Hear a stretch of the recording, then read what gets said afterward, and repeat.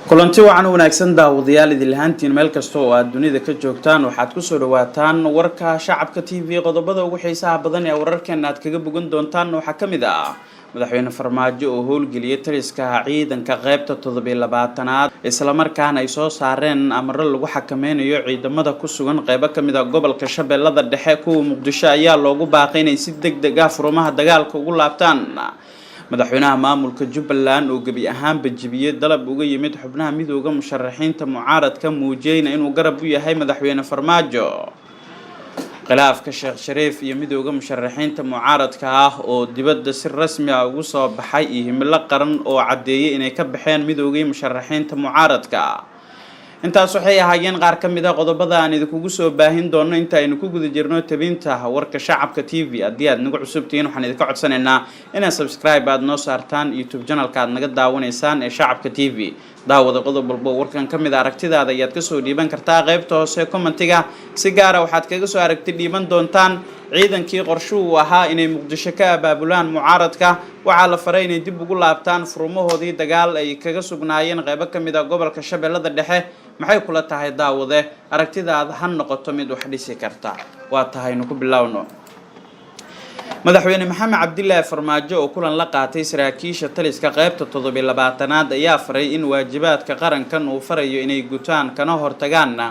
ciidamada qaybtaasi ka soo galaya Muqdisho isla markaana loo adeegsanayo danaha siyaasadeed oo ay leeyihiin xubnaha isku magacaabay inay yihiin midowga musharaxiinta mucaaradka ah oo Muqdisho ka wada qalalaase lagu waxyeeleynayo amniga caasimadda iyo jiritaanka dawladnimada Soomaaliya amarkaas kadib ayaa taliska qaybta 27aad waxay la kulmeen saraakiisha qaybta 27aad iyagoo oo kulamo isdaba joog ah ku yeeshay qaybo kamid ah gobolka Shabeellada Dhexe saraakiisha taliska qaybta 27aad ayaa kulan waxa ay ku yeesheen amarka madaxweynaha kadib xirada taliska guutada afraad ee Geetimir iyagoo oo kulankooda diiradda saaray go'aano la xiriira amniga iyadoona laga jawaabayo cabashada ka timid shacabka ku dhaqan duleedka magaalada Muqdisho gaar ahaan dhinaca waqooyi iyo dalabka madaxweynaha oo ah in ciidanka qaybtaasi laga saaro magaalada Muqdisho shirkan ayaa waxa gudoominaya taliyaha qaybta 27aad ee ciidamada xoogga dalka General Axmed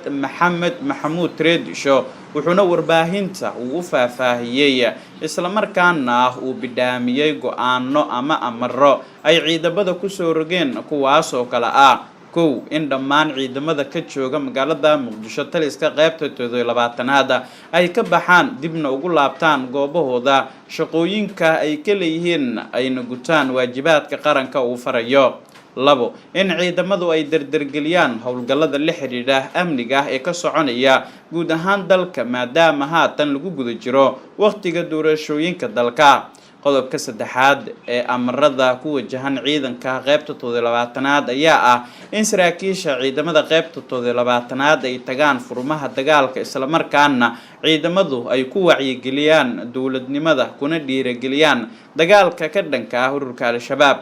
ugu dambeyntii taliyaha qaybta 27aad ee ciidamada xoogga dalka General Axmed Maxamuud Reedisho ayaa sheegay in dadka ku shaqeysta aaladaha kala duwan ee dhinaca warbaahinta ah ay kala qeybinayaan ciidamada qalabka sida sidoo hadalka u dhigay kuwaas oo uu sheegay in maxkamad ay la tiigsan doonaan General Reedisho ayaa ciidamada waxa uu kaga digay inay ku milmaan arrimaha siyaasadda tani waxay soo afjaraysaa isku day ay wadeen xubnaha mucaaradka oo la xiriiray in magaalada Muqdisho ay dib u soo galiyaan ciidamo caasimadan ka dagaalamay bishii Abriil sanadkan aynu ku guda jirnay 2021ka si kastaba haatee amarkan taliyaha qaybta 27aad uu soo saaray ee ka yimid dhinaca madaxweyne maxamed cabdilaahi farmaajo ayaa ku soo aadaya xilli madaxweynaha Soomaaliya maxamed cabdilaahi farmaajo uu faray wasiirka amniga xukuumadda federaalka Soomaaliya Cabdullaahi Maxamed Nuur inuu ka shaqeeyo sidii hubka dhigis loogu sameyn lahaa maleeshiyaad isku urursanayo qaybo kamid ah degmada Kaaraan ee gobolka Banaadir Axmed Madoobe ayaa gabi ahaanba ku gacan saaray dalab kaga yimid xubnaha midowga musharaxiinta mucaaradka madaxweynaha maamulka Jubbaland Axmed Madoobe oo dhawaan fariin ay u direen xubnaha midowga musharaxiinta mucaaradka isku magacaabay kuna wargeliyeen in uusan u dhaqaaqin jihada doorashooyinka amarka xukuumadana uu ka dhaga adeego ayay taasi waxa ay kala kulmeen dhabarjab aad u xoogan waxaana Axmed Madoobe isagoo aan jawaab celin rasmi ah soo siinin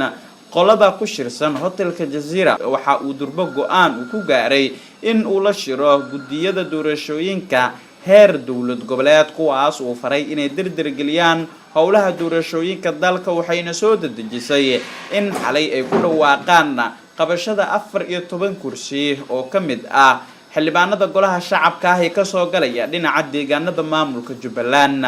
Axmed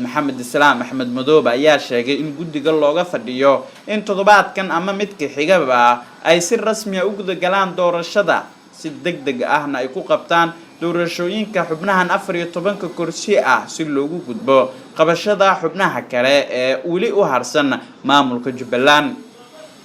dowlad goboleedka Soomaaliyeed ee Jubbaland oo bilaabay doorashada ayaa waxay uga dhigan tahay xubnaha loogu magac daray qaswadayaasha siyaasadda ee diidan doorashooyinka dalka in ay jahwareer xoogan markan ay wajahayaan maadaama dhinacyadii ay ku tashanayeen amaba ay ku tiirsanayeen oo ay islahaayeen garab ayaad ka helaysaan gabi ahaanba ay faarujiyeen garbahoodii Puntland oo la mid ah sida dalabka Jubbaland oo kale ay u gudbiyeen xubnahan ayay suurtagal tahay in saacadaha soo aadan iyana ay ku dhawaaqaan guddigooda kuraasta hordhaca ah ee ay qabanayaan doorashooyinka madaxweynaha maamulka Hirshabelle Cali Gudlaawo oo shalay dib ugu laabtay Jowhar kana ambabaxay magaalada Muqdisho ayaa isna la qorsheenaya in saacadaha soo aadan oo si rasmi ah guddiga ula kulmo faran ah inay dirdirgeliyaan howlaha doorashooyinka dalka waxay waynayaan labadii maamul ay ku tashanayeen mucaaradka ay doonayeen in ay garabsadaan balse waxaa muuqanaysa in maamul goboleedyadii dalka markan ay si rasmi ah isu raaceen oo ay garab iyo gaashaan u yihiin ra'iisul wasaaraha xukuumadda federaalka Soomaaliya Maxamed Xuseen Roble oo cadaadis xooggan kala kulmaya dhinacyo kala duwan oo ah xubnaha mucaaradka markan haddii aynu eegnana khilaafka u dhaxeeya Sheekh Axmed iyo sidoo kale midowga musharaxiinta mucaaradka ayaa markan si rasmi ah dibadda u yimid iyadoo oo xisbiga himilo qaranna ay qaadeen tallaabo ay ku muujinayaan inaysan diyaar u ahayn ka sii mid ahaanshiyaha golaha midowga musharaxiinta mucaaradka xisbiga himilo qaran uu hogaamiyo Sheekh Axmed ayaa qaaday tallaabo banaanka soo dhigtay khilaafka madaxweynihii hore ee dalka kala dhaxeeya xubnaha midowga musharaxiinta mucaaradka isku magacaabay maalin kadib markii aynu halkan idinku baahinay in uu khilaaf xoogan uu ka dhex jiro Shariif iyo sidoo kale midowga musharaxiinta mucaaradka gudoomiyaha xisbiga himilo qaran xildhibaan Salmaan Maxamuud Xaashi xogayaha guud ee xisbigaasi xildhibaan Yuusuf Xuseen Axmed Gamadiid gudoomiye ku-xigeenka golaha dhexe ee xisbigaasi Dr. Maxamed Maxamuud Shirwac iyo xogayaha maaliyadda xisbigaasi Cabdinaasir Maxamed Sheekh Nuur ayaa kulan gaar ah la yeeshay ra'iisul wasaaraha xukuumadda federaalka Maxamed Xuseen Roble sida lagu sheegay qoraal ka soo baxay xisbigan hase yeeshee muhiimadu ma ahayn kulankan ee wax looga hadlay waxaana xisbiga qoraal uu soo saaray uu ku sheegay in kulankan diiradda lagu saaray sidii la isaga kaashan lahaa sixidda doorashada iyo dirdirgelinta doorashooyinka dalka waxaa la isku raacay in meel looga soo wada jeesto wax kasta oo dib u dhigi kara arrimaha doorashada taas oo saldhig u ah horu socodka dawladnimada Soomaaliya ayaa lagu yiri qoraalka ka soo baxay xisbiga himilo qaran ee uu hogaamiyo Sheekh Axmed dalabka xisbigan ee ah doorashada in la sii wado iyo hanjabaada daba socota ayaa ka dhigan in si cad uga hor yimaadeen mowqifka golaha isku magacaabay midowga musharaxiinta uu hogaamiyo Sheekh Axmed ee ahayd in doorashada dalka hakad la geliyo dokumentiyo dhawaan lagu baahiyay baraha bulshada ayaa muujinayay sida ay u kala fog yihiin Shariif iyo sidoo kale xubnaha mucaaradka kadib markii la soo bandhigay shaxda la xiriira dhismaha waxa ugu yeereen golo qaran ila wareedyo ku dhow golahan ayaa waxa ay u xaqiijiyeen shacabka TV in Shariif uu ka soo horjeedo tallaabooyinka xasaasiga ah ee ay qaadayaan ay qorsheynayaan sida in ay shir qabtaan waa kii habeen ka hor ay ku baaqeen in ay qaban doonaan shir wada tashi ah shariif sheekh axmed ayaa la sheegay in wadaxaajood hoose uu la galay villa Soomaaliya ay keentay in uu ka dhowrsado xubnaha midowga musharaxiinta mucaaradka inay dhaawacaan sumcadiisa maadaama ay goor hore ay geliyeen